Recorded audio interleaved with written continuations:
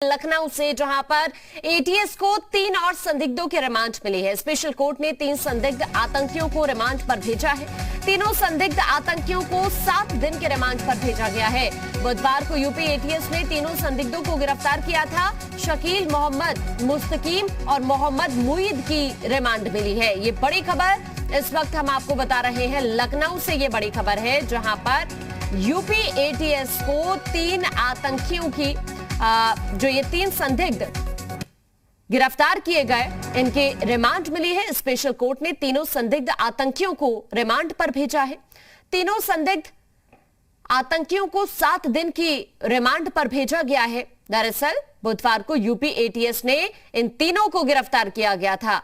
दरअसल शकील, मोहम्मद मुस्तकीम और मोहम्मद मुईद, ये तीनों वो शख्स जिन्हें रिमांड मिली है, 7 दिन के रिमांड पर ये भेजे गए हैं।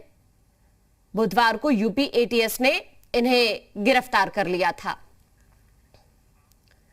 यूपी एटीएस ने आज मिन्हाज और मुशीर को आमने सामने बैठाकर दरअसल कल पूछताछ की।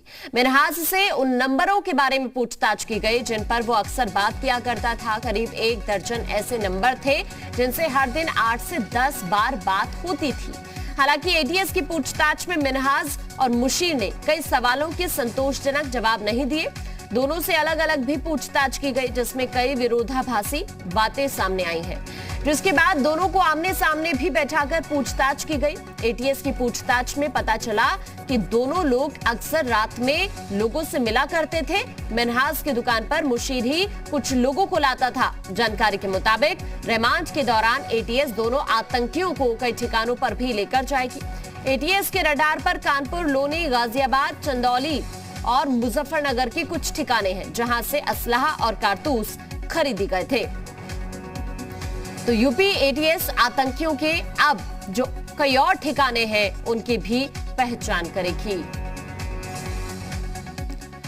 और ज्यादा जानकारी के लिए हमारे साथ हमारे संवाददाता संकल्प हमारे साथ लाइव जुड़ गए हैं। संकल्प, जिस तरह से यूपी एटीएस की तरफ से 3 और आतंकियों को हिरासत में लिया गया, अब उन्हें दरअसल रिमांड भी मिल गई है, लगातार पूछताछ की जाएगी, 7 दिनों की रिमांड मिली है। लेकिन दूसरी तरफ यूपी एटीएस की कोशिश यही है कि कहां-कहां से तार जुड़े हुए हैं, इसका खुलासा जल्द से जल्द हो सके और कौन-कौन से ठिकाने हैं, उनकी पहचान कैसे करनी है। इन तमाम सवालों के जवाब शायद जो लगातार पूछताछ चल रही है, जो लगातार कुछ संदिग्धों को हिरासत में लिया जा रहा है, उसके बाद हो जाएगी जल्द ही इन सभी चीजों का खुलासा।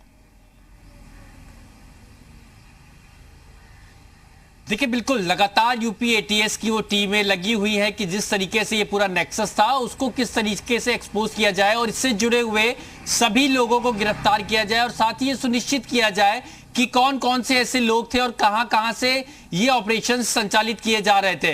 तो ऐसे में सबसे प्राथमिकता है यूपी एटीएस की कि जो असला सप्लाई करने वाले लोग हों, प्री एक्टिवेटेड सिम सप्लाई करने वाले लोग हों, या फिर वो लोग हों जो लगातार इन लोगों के संपर्क में थे और इनके कहने पे अलग अलग कारनामों को अंजाम दे रहे थे, साफ तौर पे इनका रास्ता आसान बना रहे थे और कहीं ना कहीं वो मदद इनको मुहैया करा रहे थे जिसकी इनको कह सकते हैं कि जायज तौर पे अगर कहा जाए तो जो प्री एक्टिवेटेड सिम्स थे, मशीन, जो बंदूक थी, कारतूस थे, मैप्स थे, रास्तों के बारे में जानकारी, कोडिंग डिकोडिंग के बारे में जो यूपी एटीएस को जानकारी मिली थी, उसके बाद में और पूछताछ जो की गई है उसमें कई अहम राज सामने आए हैं और साफ तौर पे जो मुजफ्फरनगर, चंदौली, गाजियाबाद और कानपुर, 4 जगहों पर यूपी एटीएस की टीम लगातार उन लोगों को रडार पे ले रही है जो इस पूरे सिंडिकेट में, जो नेक्सस में जुड़े हुए नजर आ रहे थे। हालांकि अब रिमांड ली गई है और पूछताछ की जाएगी तो कई और तथ्य भी सामने आएंगे,